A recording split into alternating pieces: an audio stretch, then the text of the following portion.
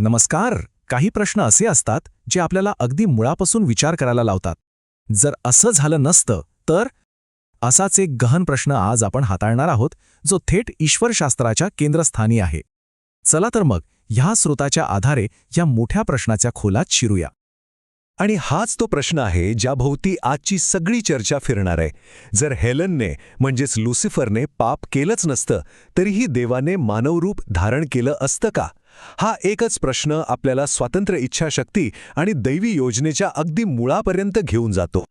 तर त्या मोठ्या प्रश्नाचं उत्तर शोधण्यासाठी आपल्याला सुरुवात एका वेगळ्या संकल्पनेपासून करावी लागेल, आणि ती संकल्पना आहे स्वतंत्र इच्छाशक्ती. या विचारानुसार देवाने दिलेल्या या शक्तीचं स्वरूप सुरुवातीला तसं नव्हतं जसं आपल्याला वाटतं. म्हणजे बघा, या विचारानुसार देवदूत आणि माणसांना जी फ्री विल किंवा स्वतंत्र इच्छाशक्ती मिळाली होती ना, ती सुरुवातीला परफेक्ट नव्हती. ती अपूर्ण होती. म्हणजे त्यांच्याकडे निवड करण्याची शक्ती नक्कीच होती, पण ती अजून प्रेमाने परिपूर्ण न झाल्यामुळे तिच्यातच पाप करण्याची शक्यता दडलेली होती. या दोन अवस्थांमधला फरक समजून घेऊया. एका बाजूला आहे सुरुवातीची अवस्था, जिथे चूक होण्याची, पाप करण्याची शक्यता आहेच, पण दुसऱ्या बाजूला आहे अंतिम ध्येय. एक अशी परिपूर्ण अवस्था जिथे दैवी प्रेमामुळे पापाची शक्यताच मुळातून नाहीशी होते. सृष्टीचा प्रवास हा या अपूर्णतेकडून पूर्णतेकडे होता.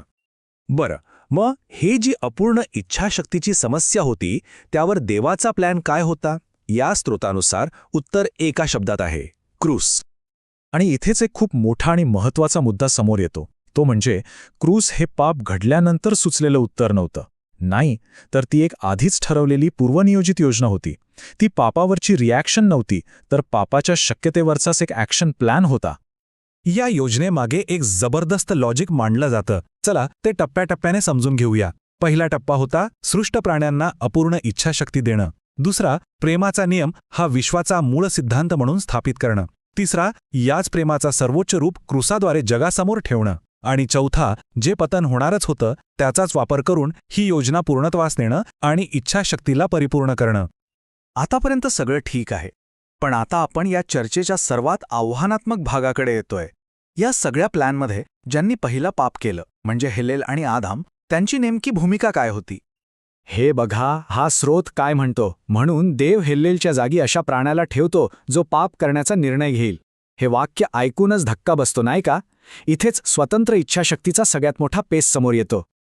आणि साहजिकच आपल्या मनात प्रश्न येतो की जर त्यांचं पाप करणे हे योजनेसाठी गरजेचंच होतं, तर मग त्यांची निवड खरोखर स्वतंत्र कशी म्हणता येईल?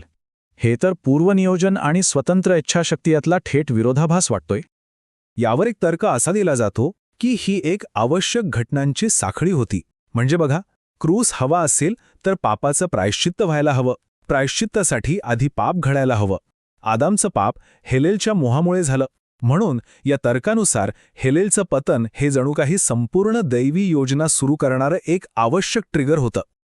ठीक आहे, आता ह्या सगळ्या गुंतागुंतीतून बाहेर पडण्यासाठी आपल्याला आपला दृष्टिकोनच बदलावा लागेल.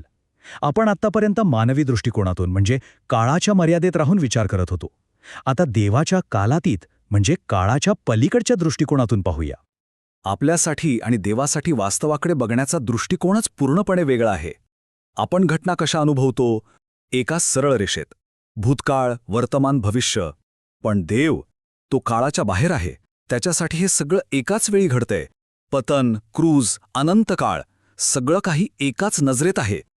आणि याचमुळे हा स्रोत असा निष्कर्ष काढतो की आपला जो मूळ प्रश्न आहे ना, जर हेल्लेनने पाप केलं नसतं तर, या प्रश्नाचं उत्तर काळाच्या आत अडकलेला माणूस देऊच शकत नाही. कारण आपण काळाच्या मर्यादेत राहून काळाच्या पलीकडच्या योजनेबद्दल प्रश्न विचारत आहोत. तो एक विरोधाभास आहे. आणि मग शेवटी हाच विचार करायला लावणारा प्रश्न उरतो की श्रद्धेच्या आणि दैवी रहस्यांच्या प्रांतात आपण जर तर असे प्रश्न घेऊन खरंच किती लांब जाऊ शकतो? मानवी तर्काला तिथे काही मर्यादा आहेत का? यावर आपण सगळ्यांनीच विचार करायला हवा.